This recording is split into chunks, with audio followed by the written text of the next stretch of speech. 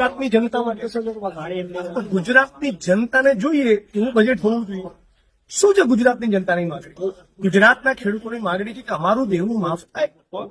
કેન્દ્રમાં યુપીએની સરકાર હતી, 72,000 કરોડનું દેવું માફ કર્યું. તો ભારતીય જનતા પાર્ટીની ગુજરાતની સરકાર ગુજરાતના ખેડૂતોનું દેવું માફ કરે.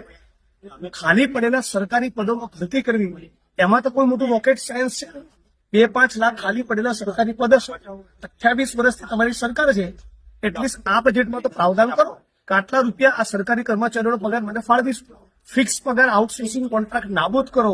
આ શ્રમિકોની, કામદારોની ડિમાન્ડ સાંભળતા અને એમના વિશે બોલતા મને 20 વર્ષ થાય. છતાં ભારતીય જનતા પાર્ટીની સરકાર માંગણી નથી સ્વીકારી રહી.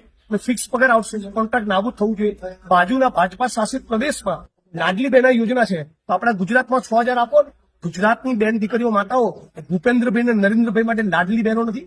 500 રૂપિયામાં રાજસ્થાનમાં સિલિન્ડર મળે છે, તો ગુજરાતમાં પણ સિલિન્ડર મળવું જોઈએ.